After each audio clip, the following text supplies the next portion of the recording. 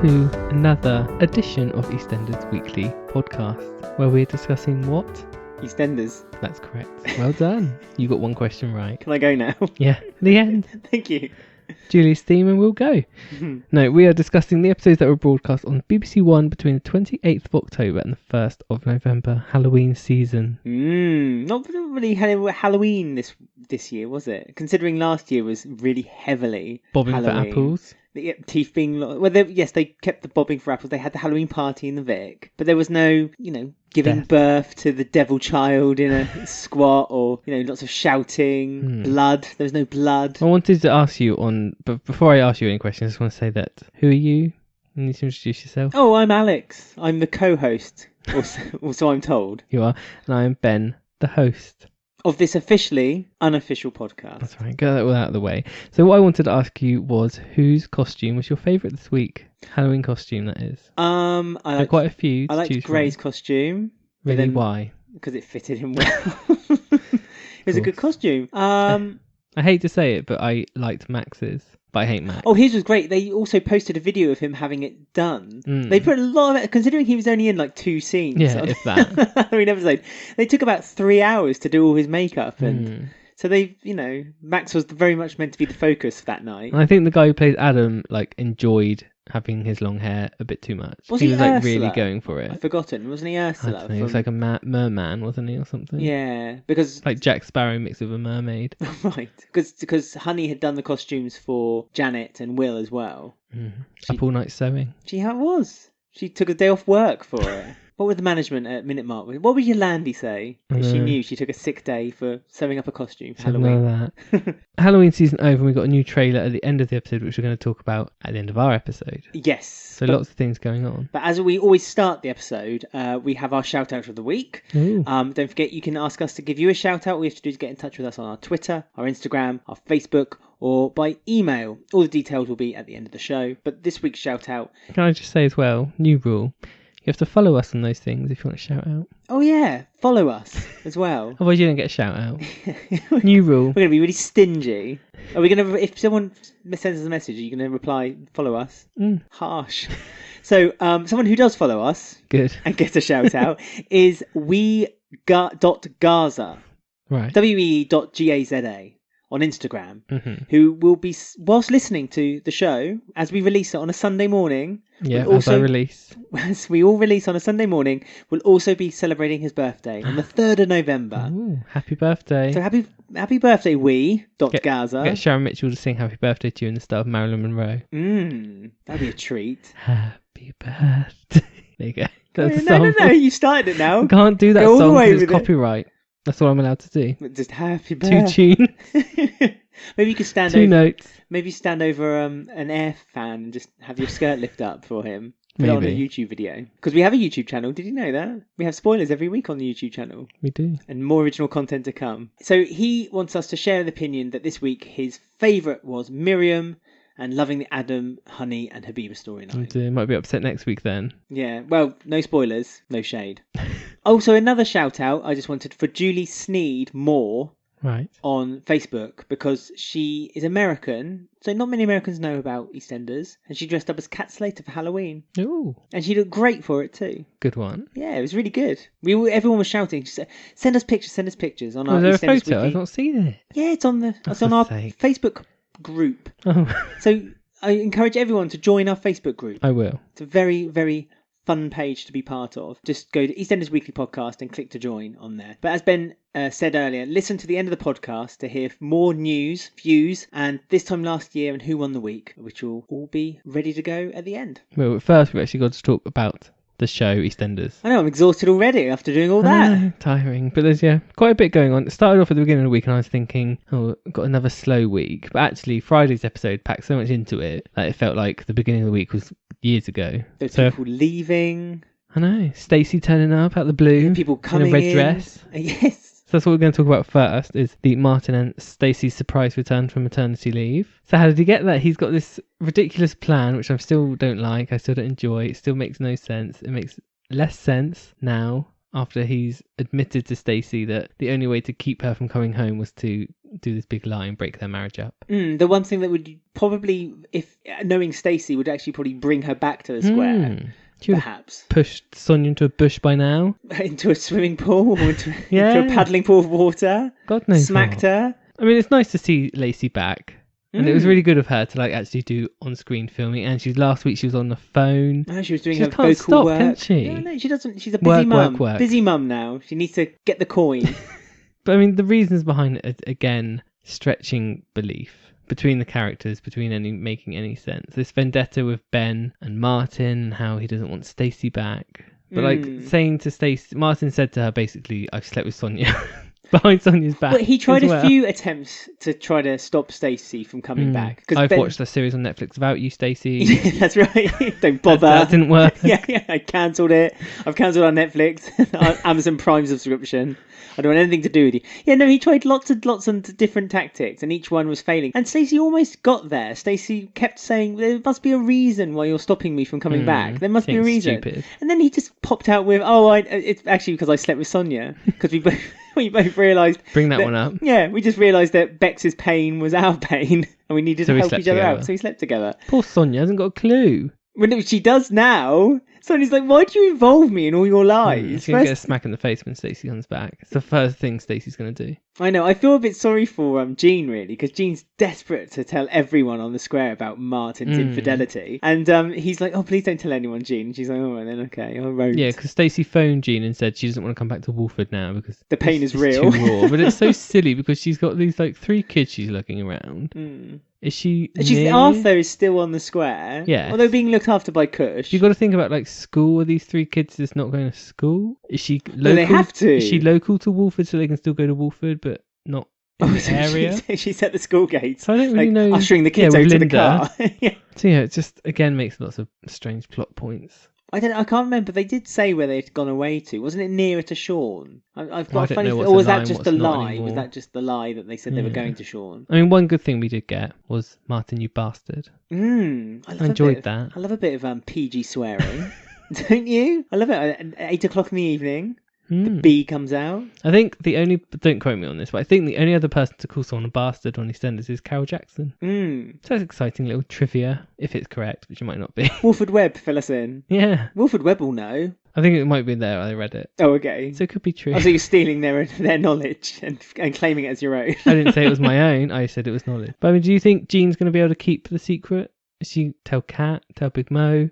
Jean, and it'll spread all over the place. I don't think Jean would deliberately spread it, apart from the fact that she obviously had that new mantra last week where it was like, be strong, be brave, be Jean. But it got taken away quite quickly. It got snatched away by Ian, didn't it? But maybe something will click in her again and she'll be brave, be Jean again, and she'll, think, no, screw Martin. I want the world to know that he's cheated on Sonia. Poor Sonia. I mean, more interview quotes from Louisa Lighton this week. We had some last week, remember, where she was saying she didn't know what storyline she had. Another quote we said from it was her. A very dangerous game to play. She said that Lacey Turner is back filming from maternity leave already.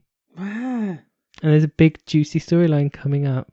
That's my quote. Do they have a creche at Elstree? Or is it, do you reckon it's private? They've probably made one for Lacey Turner. Lacey Turner. They probably have. The wing. The Lacey Turner wing. Where all babies go. Loads of pictures of Stacey on the wall, looking maternal with all her children. But yeah, she's back already, so that's good news at least. It won't be too long until this ridiculous storyline. Well, it'll be wrapped up, yeah. And maybe we'll actually find out what is exactly that Ben desperately has against, because obviously it's you tried to kill my dad, but at the time Ben was no angel himself, so it's very difficult to try to get your head round what exactly Ben wants to hide from Stacey or doesn't want Stacey to come back with. Maybe because Stacey would reveal to Phil, but then Phil already knows that Ben had lied in order to get Phil back on his side. I don't think there will be a reason when it comes out. It'll just be like, oh, forgotten. Next. Yeah. Which we might as well go on to our next topic now. Yes, because Martin spotted a few familiar faces on the square this week too. Yes, because the 3 lovely brothers were on the square this week. We got to... 2 lovely brothers. Yes. And Jags. Lovely Vinny. Vinny's my favourite and Ash are my 2 favourites. Yeah, see, Vinny's come in and you instantly like him. He's not boring. Not boring. He's got interesting background. You still don't know enough about him to but you want to delve into his past. Nice chemistry with Ash as well, yeah. like brother-sister chemistry. They seem to be. They The seem closest to be of the the two, closest don't of the they? two. Yeah, absolutely. I guess they're the most similar in age, I guess. I was thinking they were the two youngest, but then isn't Jags the youngest? Hence why he keeps getting bullied for his weight and. No, Vinny's the youngest. Oh really? I think isn't Jags the middle Oh, brother? the difficult middle child. No, And that then- doesn't surprise me at all. And Ash is there in the middle somewhere. And But, Kheerat's the eldest. yeah, well, Kheerat's a bit horrible, actually. He's got a venomous inside, but he's sickly sweet on the outside. So he kind of, it evens itself out. It's the scales. My scale of the new family, the Panesar Brothers, is it? Panesar? Panesar. Something like that. My scale The is Pansar. right at the bottom is Jags. Oh God, yeah. Dead last. Dead in the water before he's even born. Again, I thought, okay, he's coming back. Fair enough. We'll give him a second chance. The very first moment he's back in, and he's sitting in the back of the car, and he's jiggling up and down, like when Muppets laugh, they go. That's what he reminded me of. Yeah, it's not good, is it? Not a good start. And also, I don't like the fact that we'll talk about Jags for now. We'll go one by one, shall we? Okay. Jags has this weird history with Chantelle, which is questionable at the best of times. Yeah, Grace seems to spot them as well. So Grace seemed to know Jags as well. Do you think Gray got with Chantelle when she was with Jags and stole her from him? That's a heck of an upgrade, isn't it? Well, yeah. But this is what's worrying me, because Jags obviously still has a soft spot for Chantelle. Is he going to be the bloody hero? He better not be. It's always the ones you don't want. So far, Chantelle's people who might help Chantelle in her in a difficult situation is either her father, Mitch, who's also annoying, or Jags. It's lose. Stay with Gray. Stay with Gray. So yeah, that's weird. But apparently they used to date in school, and he noticed her from afar. That's all we got at the hints. But if they end up together, well, there'll be words. Doesn't Jags have some kind of thyroid problem as well or something? He was moaning because they were making fun of him. It wasn't just a joke about him being fat or something stupid. No, because they said, we know you've got a problem. I'm sure is it thyroid? You know you've got a problem with your thyroid, so don't worry. I don't know. Oh. It's again, I mean, isn't it odd that all slightly overweight characters are comedy dumb, like Heather, Barry Evans, Minty, and now Jags, and it's like you're overweight, so that equals you're a comedy character. I know. I don't mind that awful stereotype necessarily. It's just the fact that they're trying to make Jags gangster slash and vicious and almost someone you shouldn't cross. When he tries to act all hard, it just doesn't work out. Are you meant to take it seriously or not? At least when Minty came into it, he came into it originally not a comedy character and then turned into a comedy character. He was Phil's right-hand man, wasn't he? But with Jags... bit of Evie. With Jags, he's just come in straight as comedy and meant to be scary. So it's really? It's like when he leans over people when they're he's trying to put put the weight on them. And, with his veneers. Yeah. Oh, my goodness. Yeah. If things can get any worse. They're worse than Jake Quickerton's on Hollyoaks. Honestly, those blooming veneers, those teeth. Oh, I want to like Jags. Please understand me. It's not that I instantly took a dislike of him just because I wanted to hate the brothers. Because I don't hate the brothers. It's just that Jags is just so difficult to relate to and like. And he's just... He's saying about exterminating as well with cockroaches. Are they exterminators or just some weird thing? Oh, no, that's right. No. He said, Dotty. I can get rid of them for you. I know someone you can call to get rid of them. The cockroach, yeah, because then, a story we'll talk about later with Dotty and the sandwich, but... Very bizarre. Anyway, we had Vinny, who's nice. Nice little boy. He's all right. Charming. Flossing.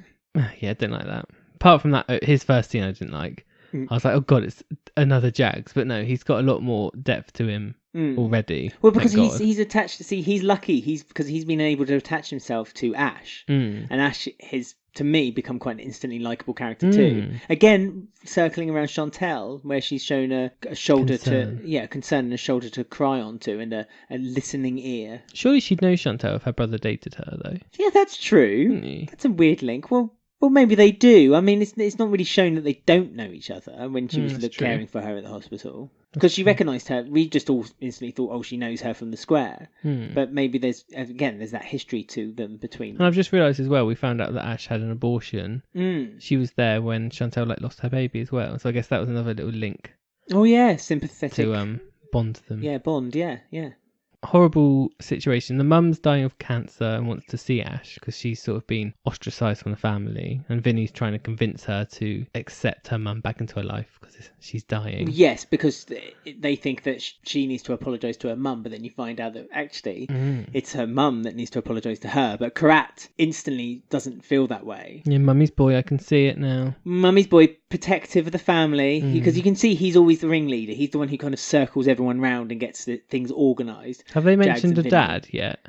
Not mention of a dad. I'm wondering if a dad has been missing their whole lives and Kheerat has been the father figure for them all. Figure. Perhaps. Hence why he's got that close bond with his mum as well. And so he won't hear a bad word said against her. So when Ash says, this isn't my fault, this is mum's fault, Kheerat gets quite angry quite quickly, doesn't he? And he has to be pulled back by Vinny. He's like, hey, calm down. Yeah, it's a bit horrible because he said basically you shouldn't have had an abortion. Well, he shamed her for her abortion, and he agreed with his mother's view that she should never have had this abortion. At 17, wasn't it? She 19. Was 19 years old, and obviously this broke the family, and that's why Ash has kind of gone a bit wayward and doesn't want Iqra to meet her brothers or her mum and dad because she's just never had any link with her family. Although I'd meet Vinny. Yeah, but you'd meet Vinny on nice. different terms. It wouldn't be. No, if I was Iqra at the door, Vinny was nice. But she's met Vinny now. Exactly. Because Vinny knocked on the door, but again he was a bit imposing on Iqra. He was wanted to know where he could find Ash and was a bit pushy. And the other news is the bisexual character who no one knew who they were, one coming soon, is actually Ash. It is Ash, yes. So yeah, lots of people were like it's Dotty, it's going to be Vinny, it's Jags. No, it's Ash, who was kind of already on the show when it was announced that one was coming. So straight away that brings me to alarm bells like, oh, she's bisexual. That means she's going to have an affair with a man. Yeah, Billy, exactly. Billy Mitchell. Billy likes that. Yeah, Billy likes the women who... Jumping in. Yeah, who are one way or the next. So that sends alarm bells to me. It's like... Sonia? Oh, yeah, that'd be fun. Sonia's getting around with Martin. Yeah, I mean, Sonia's getting quite the reputation on that square, isn't she? She'll sleep with anything that moves. What would Pauline Fowler say? So we're going to go on to our Halloween-themed game. The first Halloween-themed game of the week. Because it's still Halloween, because we've done the Halloween week, so get ready for a mash-up. They did the mash. The Mitchell Monster Mash. The Monster Mash. Elle's gonna get smashed. They did the mash. The Vic's not made enough cash. They did the mash. The Mitchell Monster Mash. Another Halloween game coming up, Ben. Oh, 'Tis the season so to be spooky, yep. It's the Mitchell Monster Mash. Is it? Yeah. Have you got any ideas of what the game's about? Dancing? I don't know. Dancing wouldn't work very well on an audio forum. That's However, true. that would be nice for maybe a YouTube video in future, so we'll bear that in mind for the future. If anyone wants to see Ben dancing on a I'm YouTube not. video, then let us know. Nope. So, the Mitchell Monster Mash. Quite the tongue twister. What's it about? Well, Ben, I am going to ask you to answer 2 questions, and then you need to mash those 2 answers together to make one long sentence or word. Does that make sense? So, for instance, if I said to you, a pub that is owned by the Carters and The Vic. And the wife of Golden Balls, then the answer would be... Oh, Victoria. So the answer would be Queen Victoria Beckham. So you've mashed the 2 in together, you see? Oh, right, okay. So the pub is Queen Victoria, Golden Balls' wife is Victoria Beckham, Queen Victoria Beckham. That's the Mitchell Monster Mash. Okay. It's really difficult. No, it's not. You'll be fine, okay? Are they Halloween-based or no? They're EastEnders based. But not Halloween-based. No. It was hard enough finding 7 that were EastEnders based. And not all of them are 100% EastEnders based. So the Halloween part is the Monster Mash name. Because it's a mash of 2 words Yeah, that cool. become one. Right, so, first one, ready? Mm-hmm. Long-suffering wife, but always there if you need something fixing, but no one knew it until her death. And popular sweet that you suck and tastes a bit like caramel. Pauline. No. Long-suffering wife. Yeah, quite a recent character that's died. That's a clue. Joyce. Yeah, Joyce. Oh, Joyce Murray Yeah. Mint. So, what is it? Joyce Murray Mint. That's it. It's Joyce Murray. Murray Mint. Joyce Murray Mint. Oh, right. 1 point to me. Well done. You could be happier about it. No, not yet. It's only the beginning. Okay. Question 2. This is as happy as I get. Hairdresser who killed her husband and buried him under the Queen Vic. Mm-hmm. And assistant to Sherlock Holmes. Chrissy Watts. Who's Sherlock Holmes' assistant? Watts? What? I don't know. Elementary, my dear. I don't know. I don't know Sherlock. What? Sherlock Holmes. You must know the character who Yeah, is Watts. his assistant. No, it's not Watts. Otherwise, the answer would be Shirley Watts. Chrissy Watts. Chrissy Watts. If you had a boy as your child, that is your Son. Yeah. What, his name's Son? No, it's Watson. Oh, Watson. So what's the answer? Chrissy Watson. That's right. Right. Chrissy Watts Didn't and get that Watson. then. Chrissy Watson. You're saying you didn't get that? Well, no, obviously I didn't. Did I? You got the first part. Shall I give you half for Chrissy Watts? No, I don't deserve half. Wow, you're very harsh on yourself. Right, question 3. Pink nightclub established on Turpin Road in 1986, and fruit and veg salesman who has gotten himself in a lot of bother recently. Dagmar. What? What was the nightclub? Dagmar. Yeah? That pink, was it? I thought it was green. It was pink. You know very well. Dagmar Martin. Yeah, that's it. What's the that got answer. to do with anything? Doesn't make sense. Dag Martin Fowler. Because Mar is the beginning of Martin Fowler. Okay. There's more of these, so you're going to have to get your head round them. So the answer is Dagmar, which is the pink nightclub on Turpin Road, and Martin Fowler, fruit and veg salesman, Dag Martin Fowler. Right. What's Watson got to do with EastEnders then? I did say there was a few exceptions. Okay. The next one is also one, but it's a bit easier. Oh. So, wandering husband who was married to one sister while seeing the other one named Rose, and floss-like confectionery sold mainly at fun fairs. Charlie Cotton. Mm-hmm. That's it. Oh, cotton candy. So Floss. No, that's fine. So the answer Cotton is candy floss. no. So the answer is Charlie Cotton Candy. Oh yeah, Charlie Cotton Candy. Yes. Charlie Cotton and Cotton Candy. Charlie Cotton Candy. Floss. You know, you're making this a lot more difficult for yourself than it needs to be. Question 5. Right. Song sung regularly at the Queen Vic by Wixie and adopted by Michelle and Lofty as their song, and owner of the Market record store. Winston. I can't remember their song. Fall in Love. No. I can't remember his song. It's gone out of my head. Mm-mm-mm-mm. Only Fools. No. And what is it? I can't remember. So I fail. Something. Watson. No, what? Watson again. Winston. Winston. Ston. Every loser wins. Ston. Ston. There you go. The answer is... Every loser Winston. That's it. It's like Shocker. pulling teeth. Well, you wrote it. Yeah, it's a good game. Mm-hmm. I might play this more often than just Halloween now. Like to take it out with a box of treats. Try to give it a festive name every time. Give it a fist. Yeah, give it a good fisting. Question 6. First name of Mrs. Green, who had one opportunity of love in Clacton but declined, and God. and speciality cuisine restaurant on George Street, formerly Italian. Marge. Mm. What was the second bit? Speciality cuisine restaurant on George Street, formerly Italian. Pizza. No, formerly Italian. So it's not Italian anymore. Marge Pizza. That's your answer. What was it before? A wine bar? No, No, before that. After that. it was I'll give you a clue. It was an Indian restaurant. It's still there, Oh, the Argy Bargy. right? So Marge. Margie Bargy. that's That's it. ridiculous. Margie Bargy. That's not a word, though. It doesn't have to be Margie Bargy. You get a point. Good. You're doing really well, considering you hate this game. I can tell by everything you're doing that you're hating this game. No. Last question. Mhm. This is to Good. get 6 out of 7. Ooh. And I was even going to give you that one you said you didn't get. No. So you could have had a full house. But anyway, last one. You might buy one of these in the Argy Bargy. And original matriarch of the square who you should never cross. Might buy one in the Argy food. No, lube not deal. food. what? Think of a curry. Think of curries. I don't eat curry. Yeah, but you know there's a famous one, a very hot curry that people know. Korma. Not lube it. Korma's very mild.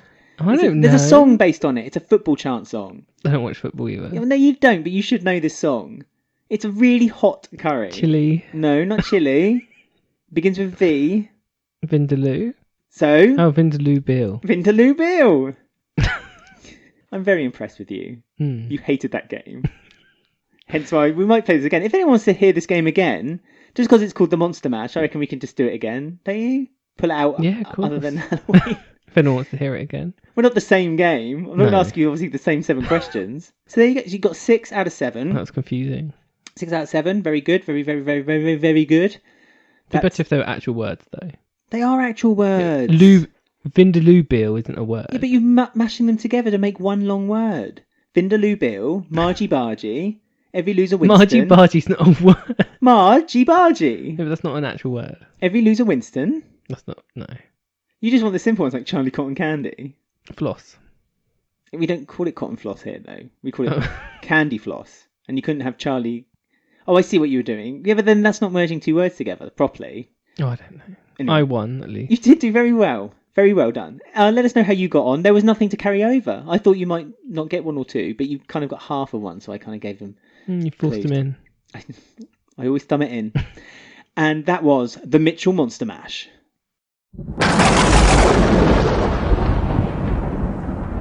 Right, so I want to talk about that witch flying around on her broomstick. Which one? There were two, weren't they? Battling for supremacy. I know.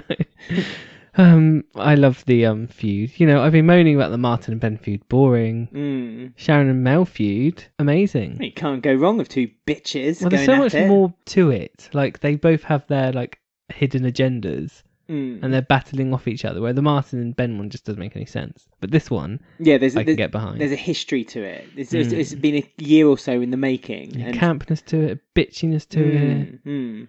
Blackmail, love it. Deceit. Yes. Lies, talking behind each other's backs. Information get leaked from one to the next. Things being deliberate. It is. You know, it's interesting. It's sneaky. I mean, I'm getting very worried for Mel, for her future. I don't know if I'll talk about that now or later, but I feel I'm going to be disappointed and heartbroken. But the feud has been like each one, it's like a chess game by Ted and Bernadette. Oh, piece by piece. God, do you really have to link it to that? Yeah. No, we don't. And they keep showing their hands and outplaying each other. Okay, right. So chess. Now they're showing their hands. Yep. You're mixing Now up they're slapping metaphors. people. You're mixing up metaphors left, right, and centre here. They're playing noughts and crosses. They're playing dominoes. They're playing all sorts of games. They're playing Snap. But yeah, I mean, we've got the thing where, I mean, Ruby's kind of just in the middle as well. I kind of feel sorry for Ruby. Oh, don't feel sorry for She Ruby. stood there oh like, no, have don't I got feel the sorry club? No. Do not feel sorry. What? Blooming snotty Ruby. She gets one sniff at the club, thinks, well, do I want the club? Then gets convinced that she does want the club and now can't get out of her mind. What would you call it? Scarlet's? She'll probably call it something really Johnny's. ridiculous. Yeah, and she'll probably start up her own Facebook page for it as well. Yeah, I mean, Mel obviously thinks she's got everything all under the sun. She's got a villa in Portugal. She wants more and more. And Sharon like gets a little helping hand from Ben this week, where he drops a little bit of nugget of information for her, and her face lights up in the Letitia Dean way, where she learns that Mel had harboured Hunter when he was on the run, when she was doing her stitching. So once he escaped from prison, that's when she kept hold of him. And to aid and abet a prisoner can have, as Jack puts it, a lengthy prison sentence. I mean, because Sharon goes to Jack to get some advice. As a concerned citizen. As a concerned friend for Mel. It's like, well, you know, Mel and I have never been great friends, but, you know, hearing this really, really worries me about Mel. Was it Sharon? Do you think Sharon... She's so great, Sharon, though, isn't she? I know. Did you think Sharon deliberately told Jack that? So knowing that information would come flying back to Mel at some point? Probably, because she knows that Jack and Mel have like a... Well, yeah, but not just that. Jack is just crooked. Like, Jack cannot keep a secret for more than 5 seconds. He's the worst police officer on the he's force. Only just started up, he's just started, and he's already been crook, twice? At least, if not more. The passport. Oh, and he got Ben and Tubbs arrested too, and then he's put information that shouldn't have gone Mel's way. And he even says to Sharon, "It's like, be careful, Sharon. I am now a police officer." It's like, are you, Jack? Because you're a pretty bad one. Oh, bless him. He's got a nice little blue suit though, so. No, he hasn't. Nice little haircut. His metropolitan haircut. Ruby wants the club signed over to her, and Mel's basically shown her hand now that she can get Sharon to do what she wants. But with Sharon's new information, she's like, no, all you're getting is the villa. Nothing else. Yeah. We'll shake on it. An honorary agreement. We're kind of seeing Mel's unhinging of her mental state now. Yeah. It seems to have like tipped to another level for Mel's craziness. Well, she's getting a little bit clingy over Louise now. Lisa's beginning to spot it. Keanu's beginning to spot it. I think even Louise... If Keanu's spotting it, then God. I know. It's obvious. And he needs a sign painted in front of him to say danger for Keanu for him to notice anything. And even Louise is kind of becoming wise to it, but kind of allowing... Like guilted into allowing her to be creepy. And allowing Mel to kind of come into it. But Mel's like, you know, she's getting a bit obsessed with Louise's child. She's got that picture, that sonogram of Louise, the Oh child. yeah, the ultrasound. The ultrasound, sorry, yeah. And I've got a funny feeling that because obviously Louise and Hunter had that fling, that short affair between them. Oh, yeah, when he winked at the camera. Yep, and got feel very angry. I think in Mel's mind, There's a link. The seed inside of Louise is somewhat a little bit of Hunter. Yeah, because she put it in like a box of Hunter's things, and she's calling herself Grandma and Auntie Mel. Grandma loves you. Yeah, like stroking her belly, and she's being very protective, and like letting her be called Mum at the hospital. And Lisa picks up on it, and she's like, "Okay, yeah, I think I'll have a word. Yeah, I'm the more sane one in this relationship." But now.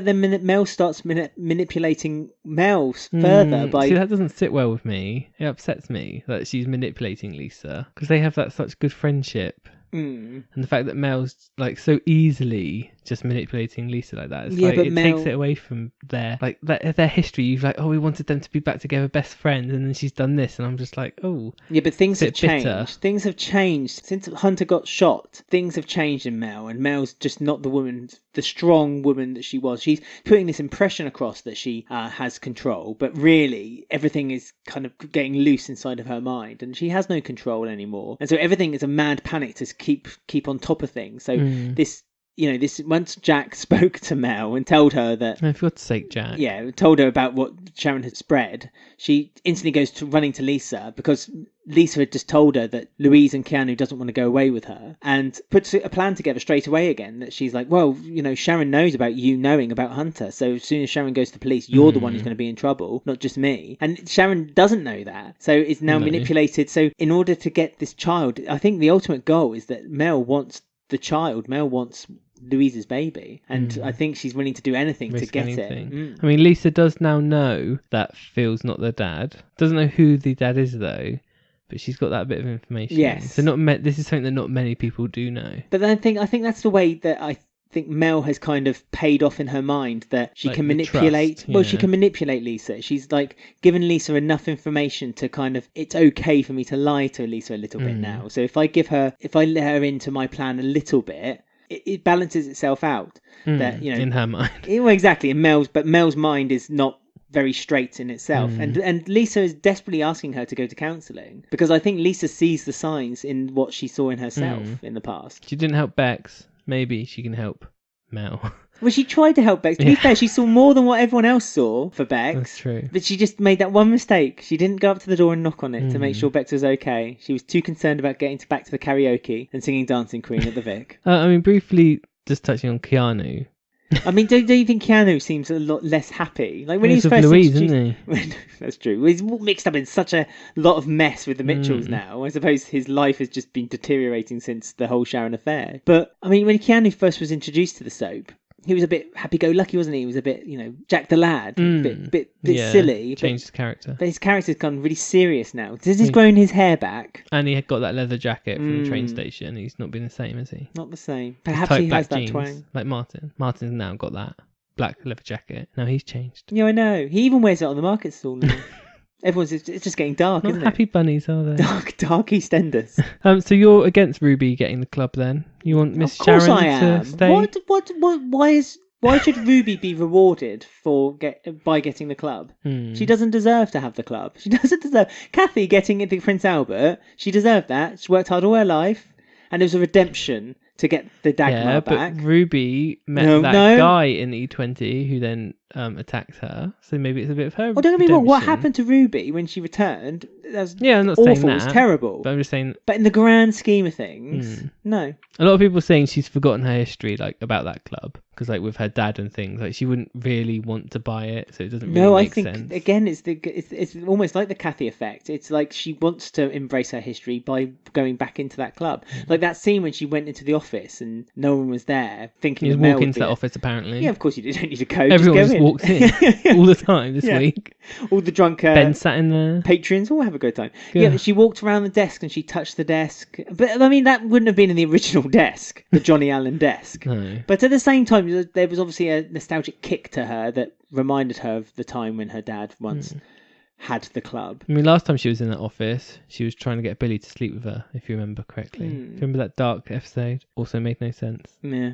I mean, there's such a history of gangster mentality in EastEnders, and all the gangsters in the square are always male. So that's the one thing I would give an exception to. I wouldn't mind a female... Gangster Ruby. With Max on her arm. No. Again, Max has no place to have Max any... might work in Max the does not club. deserve any awards at all for his time on the square. The character. One the award. actor's great, don't get me wrong. No, rewards, sorry, I should say. Not awards, rewards. Best Halloween makeup. Yeah, but we've already discussed That's that. an award. Well, no, we're not in the Vic, it wasn't. He didn't win it. Oh, yeah. Honey did. Mm.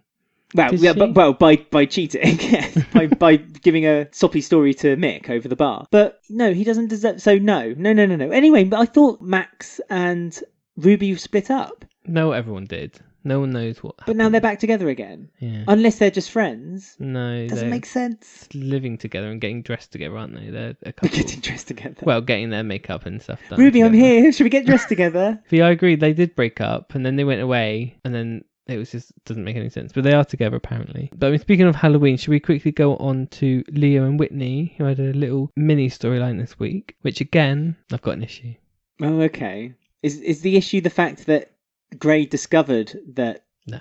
Well, okay. So the Gray discovers that the video wasn't for any court case whatsoever. Last week, Gray had said to Leo that you only get one chance to make a mistake. That was the one you had when you exposed Callum in that video. So surely this is mistake number 2. It seems that Gray has almost a little glint in his eye for old Leo. I know, a little soft spot. He keeps questioning Leo. He says to everyone, it's like, there's something about Leo. I'm not sure about him. But yet, Maybe I love him. yeah, I think it might be. It's but every time he kind of questions him, he's like I say, it's this little glint, a little kind of. Probably sees himself in him. But that's what I'm wondering, whether he sees these kind of Weird. tendencies in Leo that he sees or knows that is in himself. And so he's quite almost likes like it. a kindred spirit, someone he could talk to maybe about his troubles that he believes he has with Chantelle.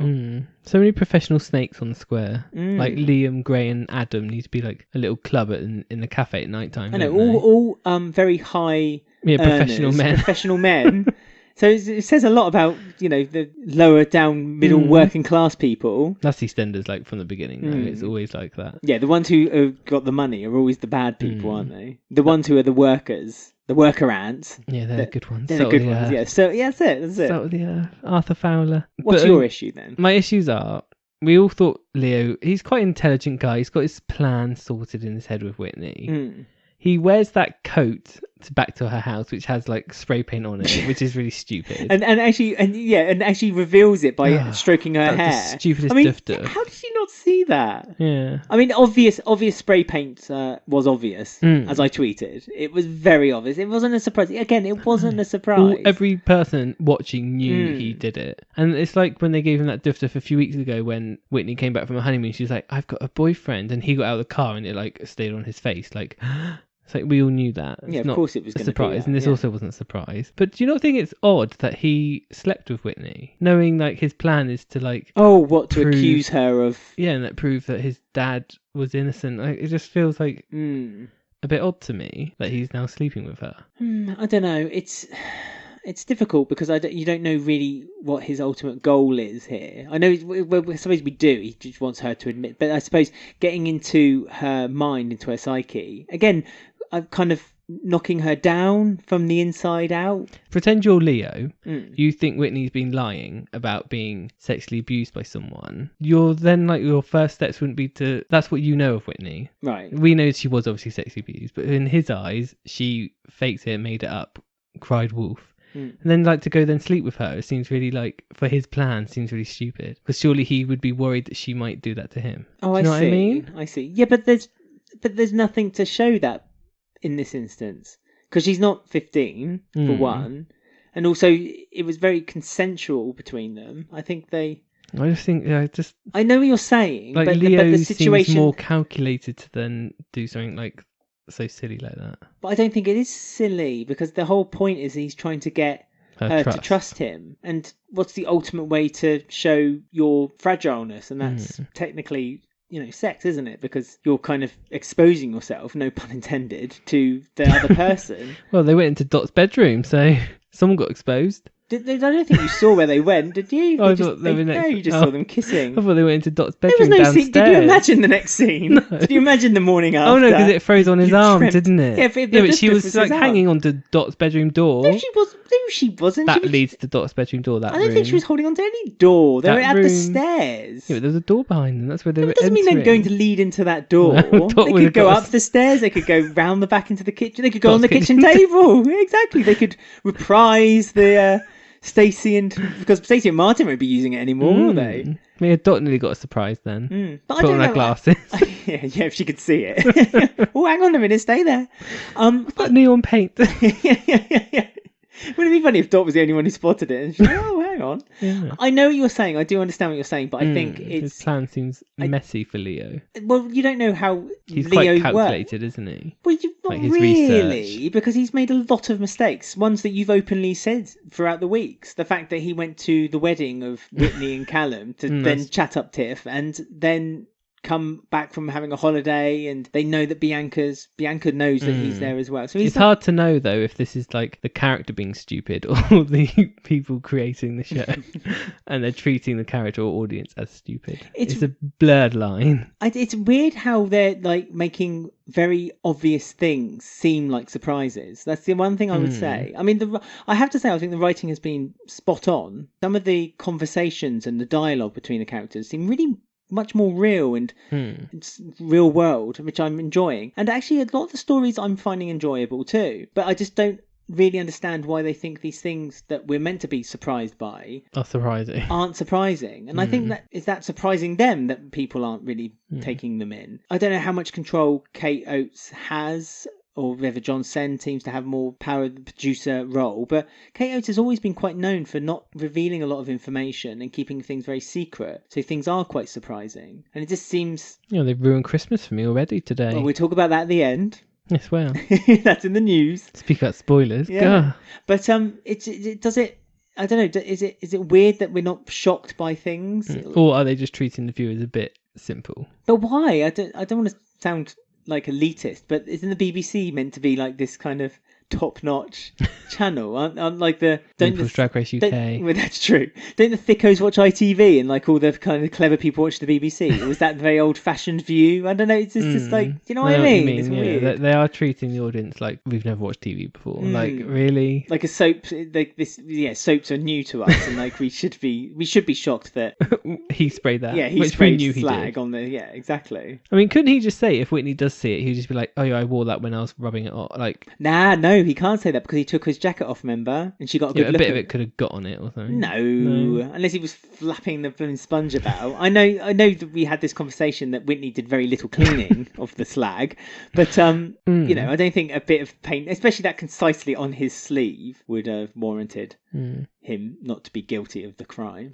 I mean, the other bit of this storyline, which we'll just touch upon, is the Gray and Chantelle side, where she's still not told Gray. Still rubbing her belly and saying it's getting bigger, apparently, he said to her, didn't he? Or something like that. But Karen asks her, like, oh, have you told him? Do you not think you should do it now? Might be better for him. Still not going to tell him. Yes, I know. It's weird that she's still keeping it a secret. So this is building up to be going to be quite the explosion from Gray, I feel. Worrying times for Chantelle ahead. As long as Jags ain't involved. Do you reckon that he'll hear screaming or something and Jags will come running and what's wrong, Chantelle?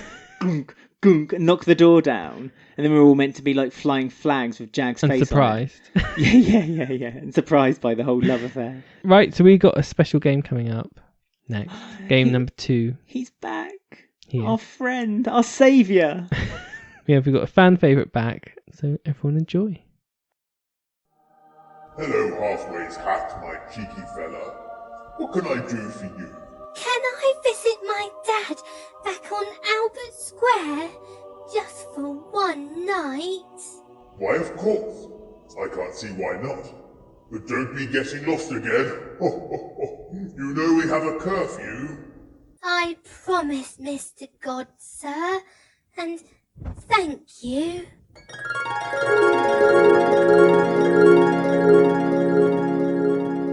So we're here on Halloween night, where the field between the living and the dead is at its thinnest. Did you know this? No. All I knew is that black cats, if they jump up on the side, they scare you. Well, as we know, our beloved character, Halfway's Hat, died last year. Yes. When Halfway turned to Callum. When he came out as Callum. And then in a magazine article, he said that half his hat has gone, disappeared, never to be seen again. Exclusively to us, he told that to. Tony Clay did. He did. And go back and find it if you can, people. Mm-hmm. It's a little task. And so we started saying that Halfway's Hat was in heaven or hell. Yes, and he was talking to dead characters of EastEnders. And previously on that, he used to be just left around the square and you had to tell me where he was by his senses. Well, because it's Halloween and it's all spooky. And as you said, the living and the dead. Yeah, they can cross. They can cross on this night. This very spookiest of all nights. Halfway's Hat has come back to Wolford for one night only. Oh my goodness. So it's his chance to see Callum, catch up, meet Ben, see how he is as a gay man. But unfortunately, as always, Halfway's Hat's gotten a bit lost. Oh dear. So how can he catch up with all his old friends if he can't find where he is? He needs you to help him. So he sent some messages, as he likes to do, to us. So, are you ready to hear from Halfway's Hat again? Because it has been a while.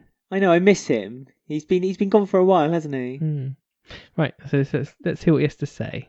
Hello, I'm Halfway's Hat, and I'm finally back in Wolford on All Hallows Eve.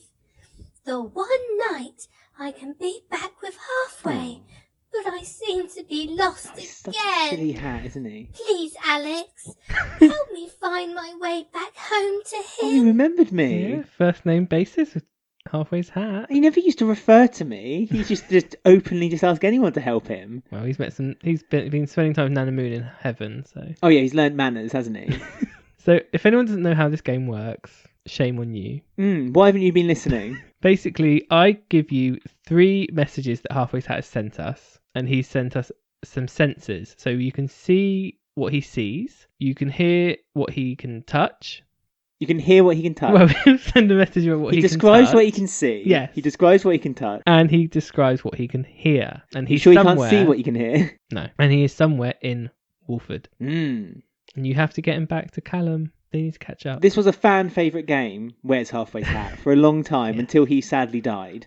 And then it was still a fan favourite game. It was. Where was it? Who does Halfway's Hat see? We could never pin a name for the game, could we? Halfway's Highway to Hell or something like that. Yeah. But he's back for one night only. So what do you want to hear first? Touch, see, or what he can hear? I'm going to hear what he can hear. Okay. Let's go. I can hear a coffee machine. It's grinding the beans away. Grinding. Is that another little clue? Since he's got a new gay BFF. Halfway's Hat's not gay. No, but his friend is. Well, he's not met Halfway yet. He's dead. Well, yeah, but he still watches over Halfway. Oh, that's true. He knows what's been going on, but he's now having he wants an interface with Halfway so he can get the minor details. I think the main clue is that there's a coffee machine. Yes, I know. But it's just the fact that he said grinding away. And don't you think grinding away is a bit, a bit sexual, a bit saucy? So I'm even going to go with the Cathy's. That's so sexy. Kathy's there. That's true. Kathy sexes it up. Well, or the Prince Albert, which is also Kathy's domain. So I'm wondering if when he touches or sees something, as maybe there'd be a bit more of a clue. So I'm going to go with C. Okay. Ooh, I can see some really expensive paintings on the wall. Wow, they're really impressive. Easily pleased, isn't he? Halfway. Well, you haven't seen the painting. Halfway's Hat. And that's true. I can't see through his eyes. Expensive paintings. I mean, that can't be the cafe then. Expensive paintings. What has a coffee machine? I guess, but they're not really. They're not paintings, are they? They're just pictures of men making out and women in. How impressive are they? Yeah, but they're not paintings. They're impressive. Some of them are delightful, but they're not paintings. Obviously, there's Cokers and Sons, but he's already been to Cokers and Sons. So he wouldn't go there again, I don't think. Or at least that's when he was inside the coffin. Yes. Remember? Something was wet and moist, wasn't it? Was that when? Yes. Something sort of rotting. Yes. I don't think he'd get lost there again. Painting. There's always one clue that just completely puts me off. You've still got one left. Touch. Oh yes, go on, give me touch. So you've got no guesses at the moment. Are you still on the Prince Albert, are you? Or cafe? Or... I don't think it's either of those. Oh, so you've got no clue. No, no idea. I can feel some soft, fluffy pillows. Oh, they feel like 100% cotton. Quite lovely. 100% cotton. Is that another clue? Is this somewhere Dot would have been? Well, it's all, everything is wandering a clue. It just depends how you interpret these clues. Yes. Halfway's hat's very cryptic. 100% cotton pillows, fluffy pillows. Expensive paintings. And what was the other one? A coffee machine. Oh, yes. I'm just thinking, doesn't Gray and Chantelle have a very nice house with some paintings? Don't they own a coffee machine of their own? Don't know. They have a hobless hob. Don't we all? I think that's too narrow, too niche to say it was Chantelle and Gray's house. Because normally it's a public place. It's not the Vic, because he's been to the Vic before as well. He got lost at the Vic. But he's never been lost at the cafe. He's never been lost at Prince Albert. But Prince Albert don't have posh paintings. Have you seen the bathrooms? No, I haven't. Not for the use of trying. Might be painting a Kathy somewhere. If anyone's ever painted Kathy, please share on our social media. Come on, you go. I'm going to press you for an answer now. I'm going to say Chantelle and Gray's, but I think that's too niche an answer. I'm going to say it's Chantelle and Gray's house. Yeah, you sure? Yes, I'm There's sure. halfway's one chance to meet Callum as an out and gay man. Not Dot Cottons? No, it's not Dot Cottons. No, nothing's posh about Dots. I'm just trying to think of all the places. It's not the car lot. It can't be the fish and chip shop. It's not Wolford East. They're all public places. Would he go to like someone's private abode and get lost? I don't know. Depends who's lost him. You got E20. Oh, he wanders though, doesn't he? It's not E20. If it was E20, I reckon he'd mention the Honey and Adam, they have a house. The Armheads have a house. Yeah, but do they have a coffee machine? I remember Gray and Chantelle's was mentioned. Yeah, I'm going to say Gray and Chantelle's house. Yeah? Okay, well, Yeah. let's see if you are correct. Yes, you're right. Oh, good. That's where I am. Number 1, Albert Square. One Albert Square, yes. Gray and Chantelle Atkins' house. They must have a lot of money. Well, Gray is a solicitor, so yeah, he's spinning in the Okay. money. Expensive paintings, 100% cotton pillows, Yeah. coffee machines. I got it from the paintings, really, because no one else has expensive paintings. But the coffee machine kind of tipped it over. Wasn't it mentioned in an episode last week? I don't know. Depends when this airs. Of course, we don't pre-record these bits at all, do we? Well, there you go. Lucky Halfway's hat has been found. Yeah, so now So- he gets to see Callum. Yes. Oh, they get to have a nice big gay time. Do you reckon Callum's going to sew in a little rainbow into him or something? Maybe. Whitney could do a nice little design on the front of the hat. Put some bows and camo on there. Well, he's only back for one day, so he can't have too much. Well, But- he can only return for Halloween. There you go. Well done. You found where Halfway Hat was. Thank you. And that was the Halloween special of Where's Halfway's Hat?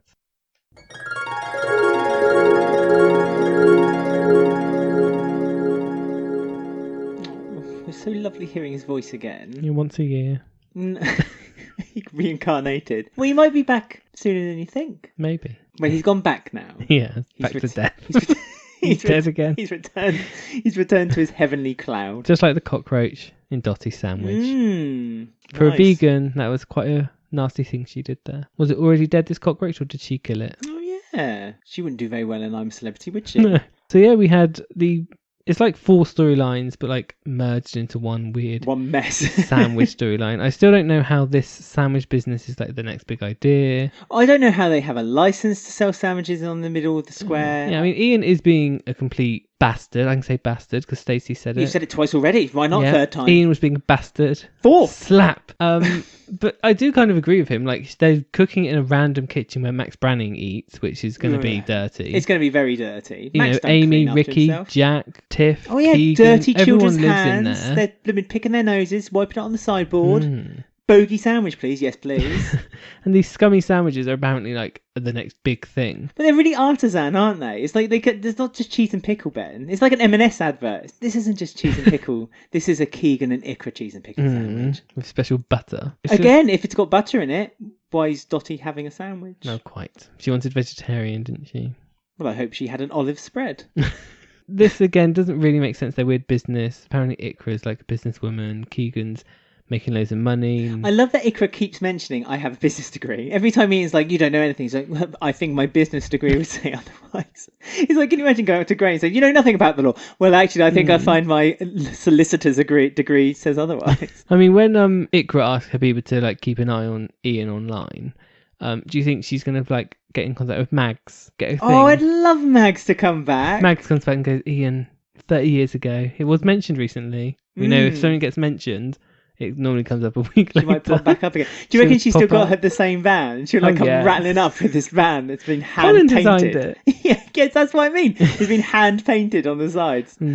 Or like the staff that he used to hire and didn't pay them tax. Is that going to come and haunt him now for his campaign? Or the partnership she was meant to have with Sharon and never did. Sharon can be a witness. So there's obviously going to be some sort of dirt dig up on Ian over this, because he's like trying to take Keegan down. Well, this poor 18-year-old boy who's trying to do a business, and because somehow his sandwich business has basically destroyed his lunch trade. His lunch trade. I mean, it's not like he's the only restaurant in the whole of Wolford. There's other stalls. There's Prince Albert. There's there's his own cafe. There's the Vic. There are other places. I don't think his sandwich stall is particularly damaging his profit. It can't do, because they're different. They're completely different things. One's a sit-down restaurant, and one's a pick up a sandwich and walk off onto the train and eat it. I mean, Kathy's like, I'm doing fine. So of course Kathy is, because Kathy has got the customer service.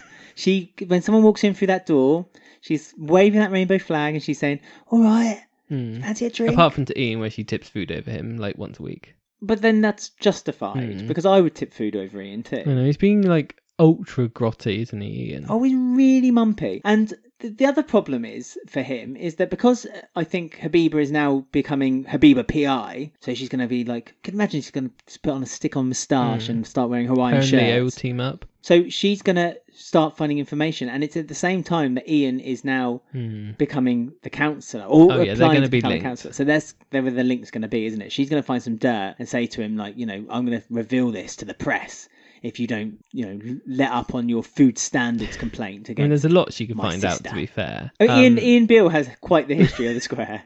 But I have been like thinking, like, what could it be? We mentioned last week how they seem to have forgotten Ian's history with him and Jean. Only a few months ago, we were in a relationship and they act like they don't know each other. We had Bobby like sort of pleading and saying, "Oh, do you want to come help me with feeding the homeless? I thought you might want to come help, Dad." He even offers to help Ian with his campaign for becoming counsellor. But you forget, Ian, he was homeless. So, like, why is he not... Oh, yeah, I will go help the homeless because I've been in that situation before. Remember? And it's like, oh, Ian's history's forgotten again. Like, why is he not feeling sympathetic and thinking, you know what, I was homeless, I was bankrupt in that situation once. Yeah. Maybe I will just... I needed help. But then I think it's because, if you noticed, it was as soon as Bobby used the term the mosque, and Ian was instantly, his back went up, his eyes kind of went, why would I help that? So I think, again, it's kind of this whole religion thing. He doesn't want to... Because he had an issue when Kathy was with Masood, didn't he? Yeah. I don't think that was religion, though. I think that was more the fact it that... could be linked. I think it was more the fact that it's like he saw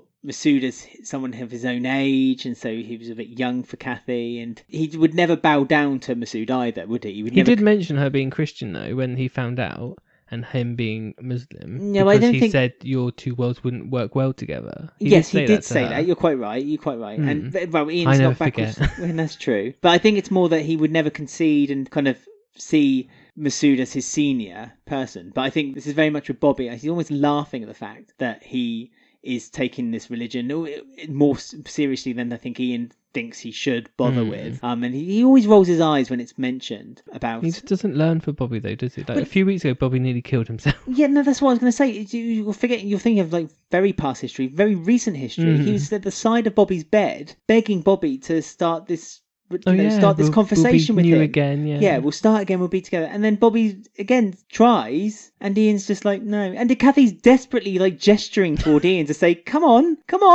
say yes, say you will help him. There's only so much Kathy can blatantly say to his face, and he still doesn't realise. Ian's just so blinkered, isn't he? He just doesn't see anything outside his own little bubble and world. He's just...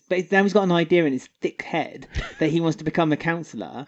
A story that... If you remember rightly, dropped a year ago, and now it's picked back up again. It's got a different poster, though, I think, this time than the poster he had made last time. Well, I think we need a copy of that poster, and we need to have it sticking up on the wall just to the right of us here, and to remind us exactly why Ian Beale needs to be counsellor. I mean, it was around a year ago they were trying to do the storyline, because it was when Carmel was doing the knife box thing. Yeah, but that's what it was, and he dropped it because he realised that Carmel's drive was more important than his own drive. Because originally it was Carmel and Ian fighting against each other to become counsellors. Then obviously, unfortunately, Shaquille had been stabbed and killed. And Ian realised his priorities. Character growth.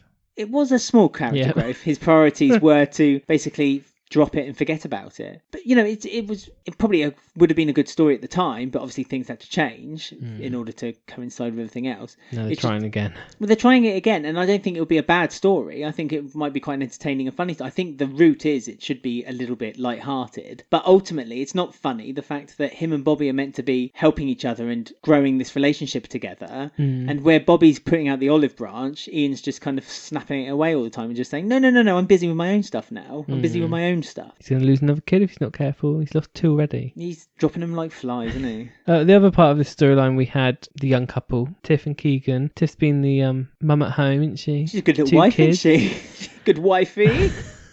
She's used to being that, isn't she? Yeah. And then Keegan's like not really telling her that the business is kind of doing bad. But he's worrying, isn't he? Yeah. It's really sad, actually. Like an old married couple, aren't they? But Keegan feels like he's like letting everyone down when he really hasn't. With his sandwiches. With his sandwiches. But he was so happy because he was so successful and he was proving Mitch wrong, which is always a good thing. Always true. prove Mitch wrong. And he was, he was somewhat successful and he was slowly growing the business and he was showing Iqra that he had the enthusiasm to grow it with her. And then this one little blip, thanks to Ian, again, knocking someone down to get himself feel better about himself.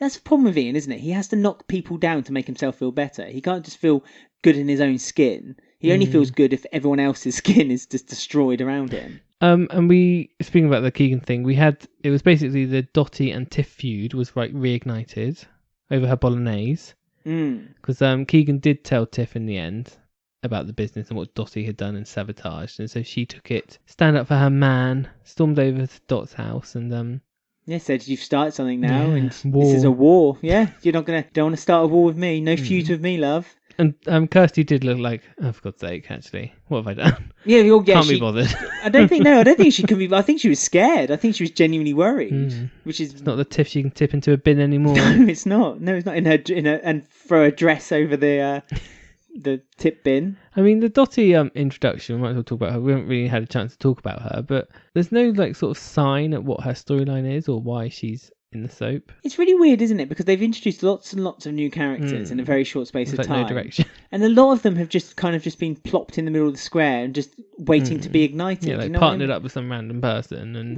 Or just kind of left. just background at the moment, and just everyone's kind of just waiting for their story to develop. I mean, it's nice that they've remembered Tiff and Kirsty has this long feud. Even though they were kids, they didn't particularly like one another. Because Dotty Tiff was like more. I was going to say Tiff was more horrible to Kirsty than the other way around. So you can kind of understand why Kirsty kind of wants. I think ultimately she wants to steal Keegan from Tiff to prove that maybe. Do you think? Well, because she deliberately made fun of Tiff in front of Keegan. And Keegan was very quick to stand up and defend Tiff. And that's really where the whole sandwich... She didn't expect their relationship to be quite the whole strong. sandwich thing started from, wasn't it? That's kind of ignited and started the feud then between her and Tiff. It's a bit of a shame we've not seen a bit more of Dot and Kirsty. Like, she hasn't even mentioned Nick dying.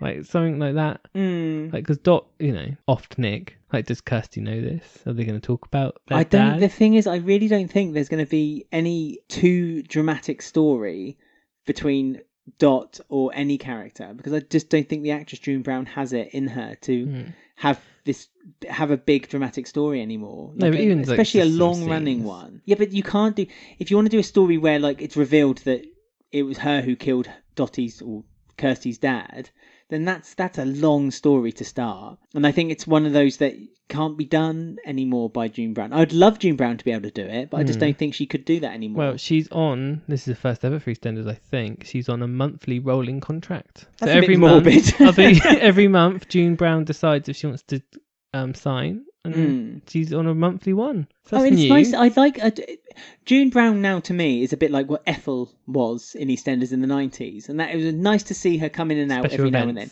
Special events, or the occasional story, but nothing too hard, nothing too difficult. But I don't think she'll ever. I mean, the fact that they have to get someone else to play Dot Cotton when she's out on the street is quite a worrying sign that she can't really do any very strenuous any strenuous scenes whatsoever. She always, if you notice, June Brown's always doing scenes sat down now as well. I don't know, the other day she was carrying a tray in and out of the kitchen. I mean, that's prop work, and you can't go wrong with a bit of prop work. But Sonia just sat on her bum on the sofa. June Brown was up, down. But also, if you've not noticed that Dot is her story very much is that she's buying that council house. And don't you think that this is almost... it's cold. And yes, and she needs to get the heating sorted out. But don't you think that it's almost kind of wrapping itself up with Dot? Like, but there must be a reason for Kirsty and Dot. There must be a plan. They're just not showing us anything. Reason. I'm hoping that it's because they're going to bring in Kirsty's family somehow, or some other Cottons, because that'd be interesting. They should keep a Cotton she's line. got Charlie, who's her uncle. No, her brother, isn't it? Charlie, Nick's other son. Yeah. So they could bring in Charlie and his kid and wife. I'd like them to have Cottons back on the street because it'd be fun. Yeah, but there's just so little Cottons. There's not very many to pick from. There's Rose Cotton picking. There's Rose Cotton and like Charlie Cotton, and that's it, pretty much. But you don't. Yeah, but Charlie's had a son, hasn't he? Yeah, a baby in Ireland. Yeah, but then that's what I mean. Bring him down. That's true. Bring him in. Maybe he could bring in a new wife, so there's a nice little family unit there, ready to move into Dot's newly bought council house with heating. So you're killing off Dot, basically. I'm not killing off out of malice. I'm just saying that she's upstairs. She's upstairs. I think Dot's character is coming to a natural end, and I think they need to make that natural end sooner rather than later. Not because I dislike Dot. Please don't send me hate, but because I think that if they don't, it's a bit like Dr. Leg. If they don't do it now, they might miss the opportunity. Don't want that. No. 30 years of legacy. God, this sounds awful, isn't it? I'm predicting someone's. Well, Dot might demise. die on like the 35th anniversary, maybe. That's like a good milestone to go. Always as good as any, I suppose. Yes. Anyway, let's move on to the final story discussion of the week before we get censored. So we get to say goodbye to two dear actors who've brought so much to the show. Their time was somewhat shorter than we all thought it was going to be. It was. I mean, they spent 8 months of it away. Yeah. But it's been announced that this was Marium and Arshad's last appearance, but the door has been left open for them to come back from their pilgrimage. What is this pilgrimage? I don't really understand. I was imagining them both with backpacks and like long sticks and goats following them, and they're just kind of like walking up mountains to find somewhere to do in like elder life, like go on a pilgrimage. Well, they're going back to their homeland, so presumably just pilgrimage is just another word for seeing family. or finding peace at the end of your life, I guess. It's very some kind of mantra, isn't it? It just feels very rushed and weird, and like it was all organised in about 3 hours. Yeah, I know. This a family reunion. This almost going in the other side of the world trip was booked, organised, and done within one day. It's very, really odd, and like the fact that they've like done a 180. We know Adam's horrible, but they really like amped him up into evil zone for like one scene quickly just to really push this along. It was all very strange. The final death nail into the Adam coffin, wasn't it, really? This is the end of him. It was weird. He was like saying that it's like Miriam's was a bad mum and she's ruined hundreds of kids' lives and all sorts. That was really confusing, wasn't it? It's like they said, oh, look at this wall of pictures of children, look at all the lives that she's touched. And he said, no, she never touched anyone's life. She was a bad mum. And obviously she overheard it, which devastated her. So what's that about? It's like, we're never going to really know, are we? Is there a secret? Is she abusive or what? Well, what happened to Adam to make him feel that way? Very strange, because we almost got like half a hint at Adam's upbringing like earlier in the week when he was, but it turned out that he was lying to her, saying that he was sorry because she asked him about Habiba and he said something about how I've always felt alone, or I've always felt like people have left me, and we almost got like a human side of Adam's past. Yeah, but then he gave like an evil look at the camera as he hugged her, so it's like, okay, I assume you were just lying and manipulating the story, her. Yeah. So I was like, oh, that's a bit rubbish. But what was it that made Adam say that she was a bad mother? I know, it's weird. Because then she overheard and he was like, oh, I didn't mean it. I was just overdramatic. Yeah, but there must have been something that caused him to say that, especially since Iqra and Habiba were almost making excuses for Marium at that point. Like they were deliberately trying to say, no, you're looking at it the wrong perspective. She was a very good mother. She was great. And then he was like, no, she wasn't. You're looking at it from the wrong perspective. She was a terrible mother. So what is it that she did to Adam? Will we ever find out? I don't know. I don't think we will. Anything. That's the weird thing. Bizarre. Well, maybe she didn't do anything, because then at the end of the episode, when they had past kids who'd been cared by them, clapping, dropped everything, came over. Yeah, they did. Well, it's a nice bit of continuity. They brought over the one of the gay couple. Half of the gay couple. Half of the gay couple. Split up the other one was working. The other one had work. No, he didn't. But the daughter they adopted, and didn't invite Hayley. I know. I wondered that Cherry. too. I'd like to have seen Hayley and Cherry, or the. Do you remember way back when it was the two? Yeah, that baby. Yeah, and they. That Rainey kidnapped or whatever. No, Rainey didn't kidnap. Yeah, but, Rainey like, talked saved, them down. yeah. This is when Rainey was still okay as well. I forget their names now. Imram. I can't remember. No, it wasn't Imram. It was something. There was a couple, weren't they? Yeah. And they were like CCTV. But that's when they installed the CCTV, and that was the episode when you saw the screen and each thing clicked on, click, click, click. And where we learned that Masood was a big fan of Instagram. Yeah, Tiff's Instagram. Like apparently. trolling young teenage girls on Instagram. But yeah, we saw the end of Mira and Arshad. They went in one suitcase. The house for their pilgrim. The Masood's house is now, I guess, Habiba and Iqra's because Ash is going to move in. Yeah, but that's a rented house. Well, it's Masood's, isn't it? He rents it, and then Marium and Arshad decided to move in and said it was theirs, but wouldn't pay him rent. And then he disappeared, and now they've just walked off, and now there's just two girls. But then Iqra and Habiba were the original tenants after Masood had left, and then Marium. No, Marium and Arshad were there first. Oh, well, then that's when they went off for 8 months. Yeah, they disappeared. That's it. And then Iqra and Habiba moved in because now Iqra's moved back in. So now Robbie's flat is empty. Robbie's paying it from India. Is he? Because he's never coming back. Well, Kush is paying it then. No, because Kush is staying with Kat. So no one's renting that flat. No. Or people are paying money into somewhere where they're not staying. Somewhere. Janine. But it's open, isn't it? That flat's now open for anyone to move into. Perhaps 3 brothers. Or will the 3 brothers move into the Ahmed's house with Ash? Will they rekindle? And... Do you think Ash would move in with Iqra now? They've Probably. moved into the larger house. She was at Robbie's flat quite a lot, wasn't she? Well, twice we saw her. That's quite a lot. That's quite From 3 appearances. In a short term, yeah. Maybe they'll move in, or maybe Ash will make friends with her mum and they'll bring her in to die and they'll all live. Well, she's dying of cancer. Maybe they'll all live in that house together, and then Habiba will have an affair with one of the brothers. But Ash doesn't want anything to do with her mum because she said she doesn't want to be her I'm carer. talking in the future, 2 weeks. Yeah, but she said I don't want to be my mum's carer. The only reason she wants to make up. She's a doctor. She should. Well, yeah, but that's the point. She said the only reason my mum wants me to be friends with her is because she wants free medical attention 24/7, and that's the only reason. That's what Miriam would expect. Yeah, but Ash doesn't have to worry what Marium thinks. Now she's on a pilgrimage. The pilgrimage. We also had bits of Honey not eating still, looking at breakfast, looking at cocktail sausages. Puts the cocktail sausage back on the tray, dirty beggar. Tracy was like, yeah, I know, well, you don't do that, exactly. I know there's sticks that you touch, but at the same time it's been in the kind of proximity of her mouth, so you don't really put it back on the tray. You're right, strange. Tracy rightly gave quite a filthy look toward Honey for that. And we had some slightly human moments from Mick with Honey, which was quite nice to see from Mick, where he was just being supportive and telling her that she's a nice sort. You're beautiful. And beautiful. Don't let anyone tell you otherwise, Honey.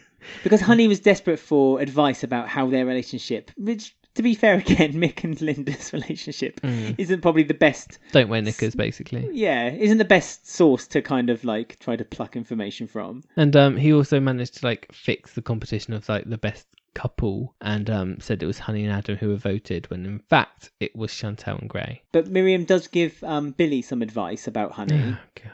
And that's, you're the one. You're the only one who can save Honey now. Oh, why? Why is it? Months ago we said Billy and Honey storyline.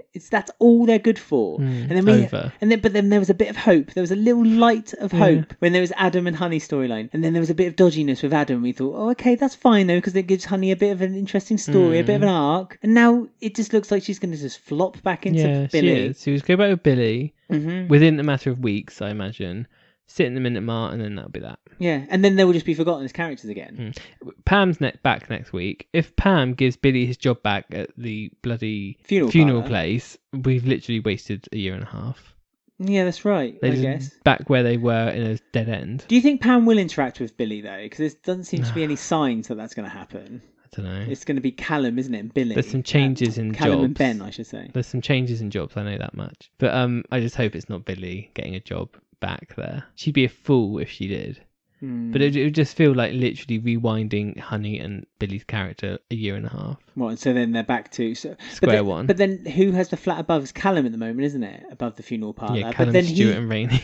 Yeah, but then he had it on the proviso that he was starting a family, I guess, with Whitney. So I suppose Callum might get booted out of the flat again. Unless Pam gives it to him and Ben, maybe. Well, that's true. They can move in together, couldn't they? Yeah, So and kick Stuart out.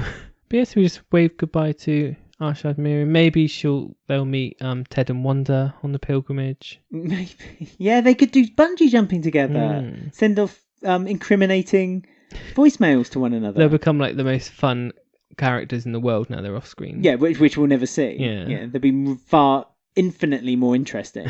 But character well wasted there, I feel, with both of them. Well, More Marium. Yeah.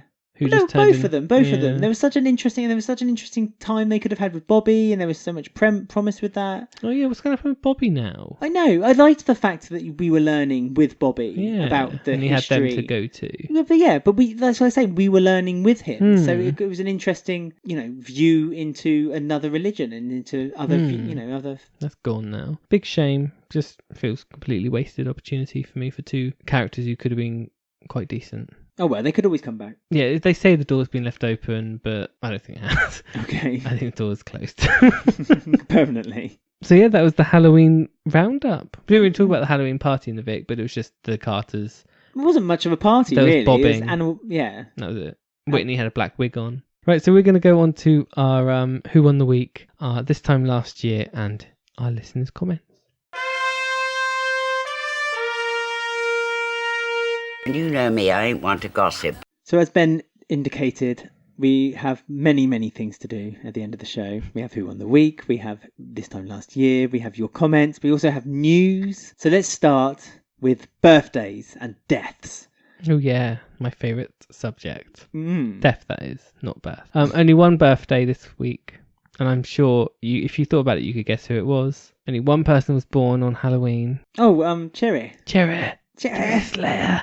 Later left on the doorstep. Yeah, there were two others, but they were like so random I couldn't bother to add them, so I didn't. But yeah, Cherry Slater, 31st of October 2018. And only 3 people have died on Halloween. Oh, really? That surprises me. Yeah. It seems like the right time of year for death. I know, it's funny, isn't it? 2 on the same day, which was 2002, which was Trevor Morgan. More.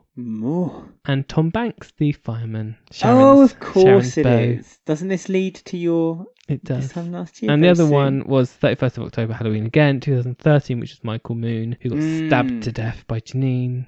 And she told the police it was someone else. But yeah, we all know it was April Branning, really. Wink, wink. Nudge, nudge.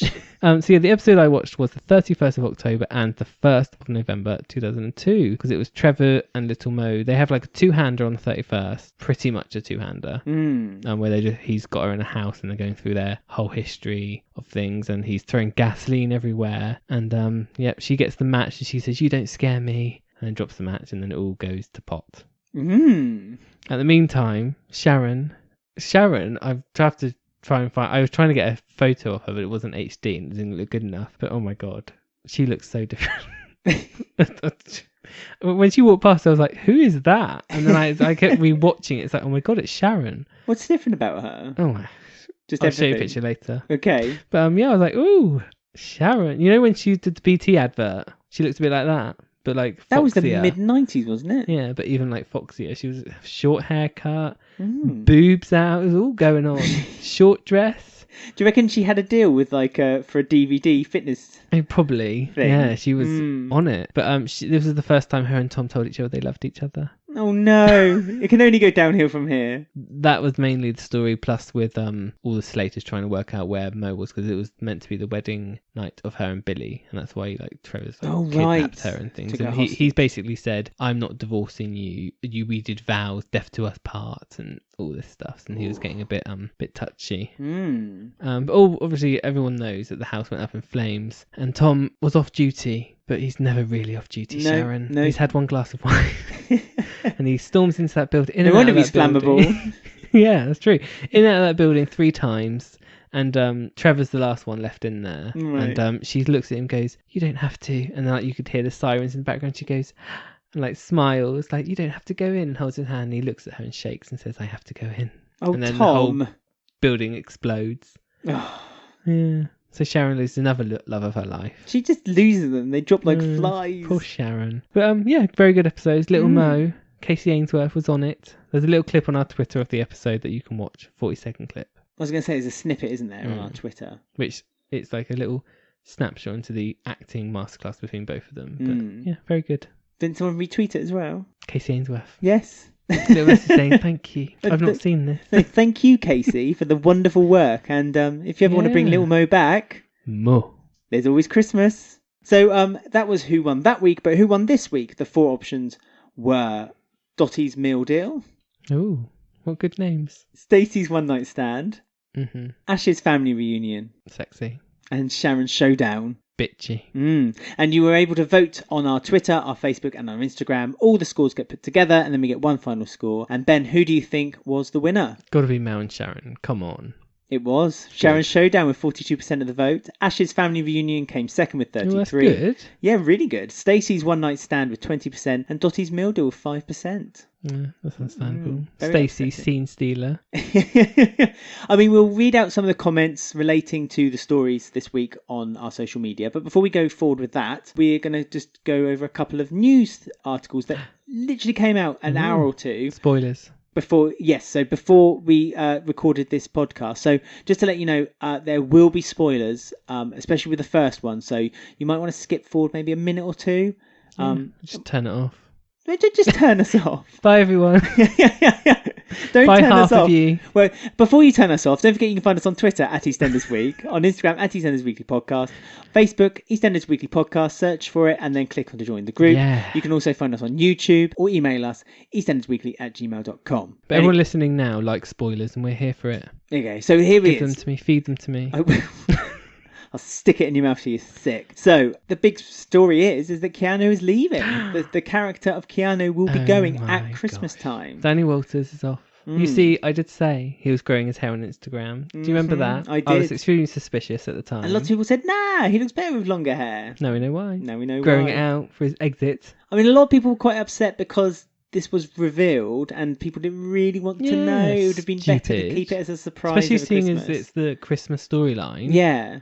So we pretty much know now what Christmas is going to be all about, and that is pretty much the fallout. I mean, we always knew it was going to be something linked toward it, but we didn't know if it would be Christmas or whether they would stretch it out a bit thinner and make it more the 35th anniversary. I don't want Keanu to die, though. Putting that out there now, Okay. I don't think I think it's a bit too late. So necessary. they've obviously been recorded. Yeah, I know, I don't care. But I don't think it's necessary. I don't think it'll do any good for the Taylors or Karen. I don't think it'll help Louise or Sharon. I just don't think he needs to die. I can just see that it'll just be annoying that it'll taint Karen as a mum and as a character and the family. I think, I in my head, I've got like a Simon Wicks exit for him.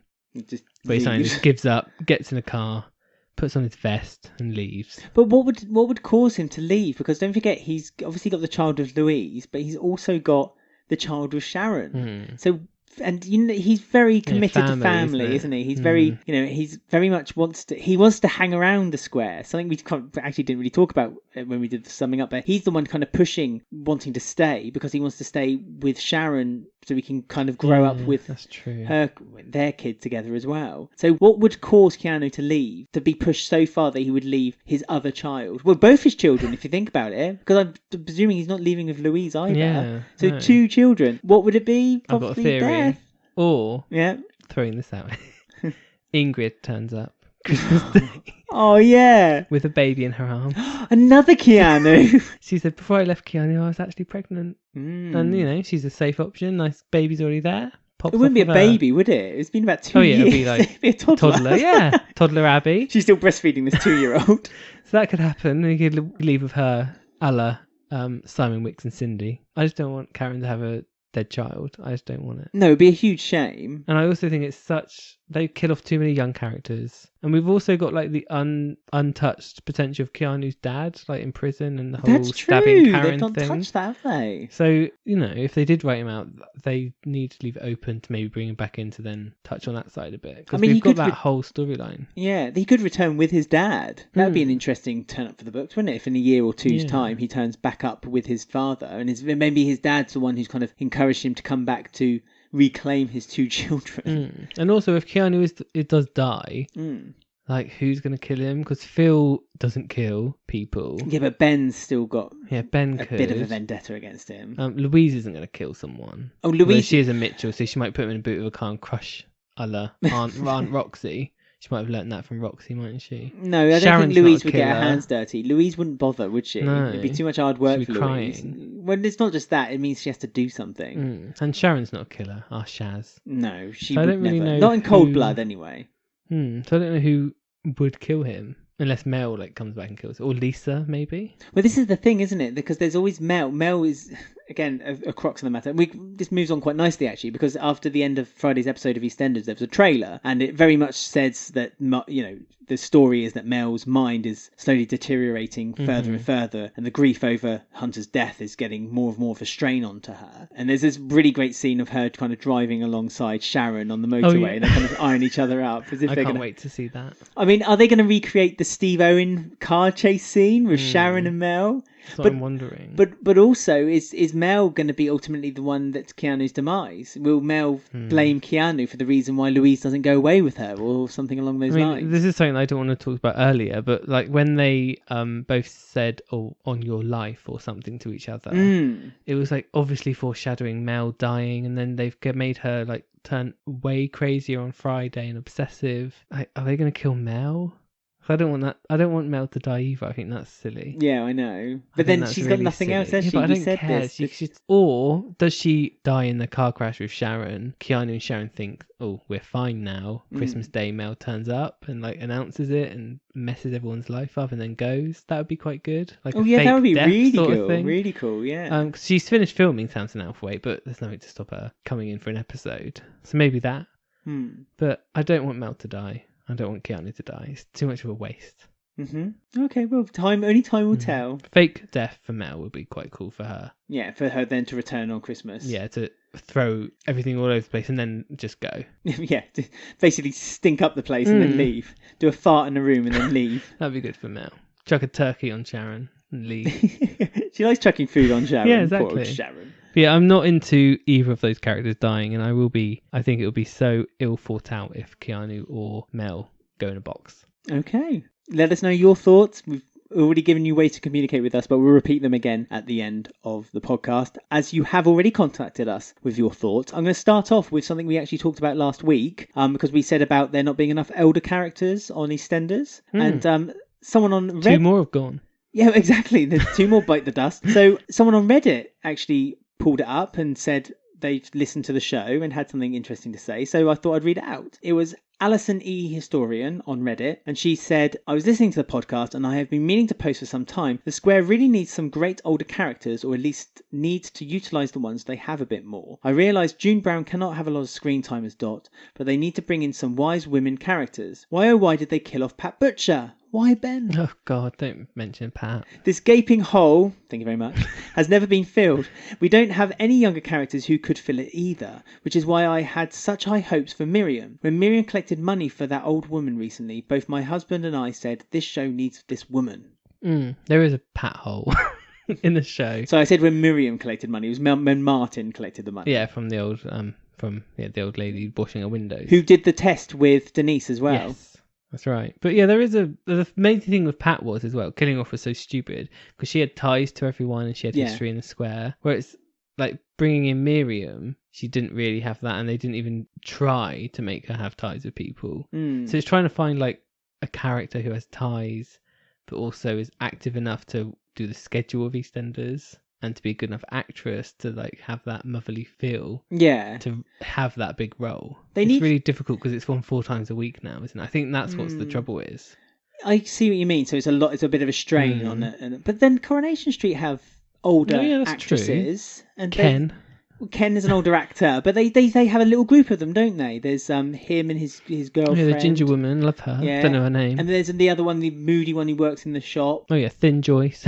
yeah. But they are characters together, and they all kind of. So it'd be nice if they could have 2 or 3, and they just kind of watch over the square. You know, and the reason why we brought it up in the first place was because when we were watching classic EastEnders, there was Dot, Ethel, Lou, exactly, and they were just a nice little collective together. Mo Butcher, yeah, and Mo Butcher, and they just kind of watched the world around them and kind of gave their own kind of opinion on it all, and it was nice to see it. The trouble is, Kathy is nearly 70, so she is technically in like she's older than Lou Bill was Wow. when she was in it, but she just looks so young that she can't really play that role. No, it's difficult, isn't it? Mm. I suppose elderly people don't look elderly No. anymore, do they? Which is great, which is fantastic, but I suppose that kind of, But it's funny seeing like Big Mo and Kathy, they're like 90 and 70, but they act like 50, 40. Young, sprightly young things. So maybe that's a bit of an issue. Maybe that character doesn't technically exist anymore. Talking about a bit of an issue,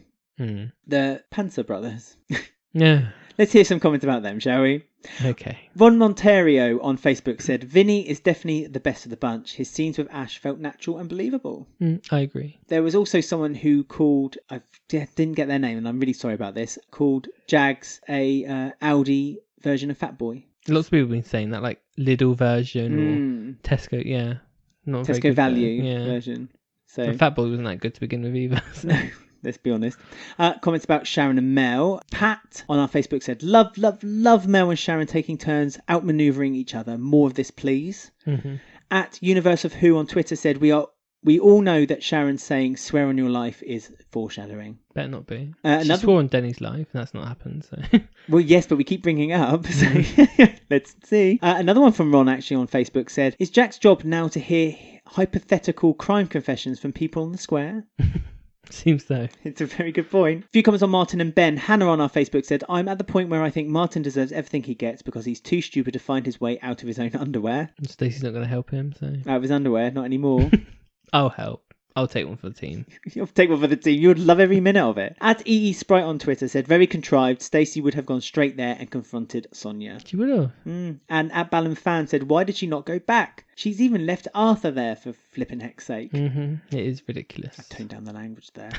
The Great Max and Ruby mystery was a big one on Twitter. At Kev_Andrew said, it's weird they split up on screen, but a few weeks later they were back together again, like nothing had happened. At @whatyear_is this said, there's nothing interesting about them as a couple at all. That is true. Well, there isn't, because we all thought they'd bring up. Yeah, exactly. Yeah. At Amy Wonderland 92 said, it's creepy. She's young enough to be his daughter. He really has a thing for younger women. That's true. He was only making fun of someone a few weeks ago, wasn't he, for being with a younger woman?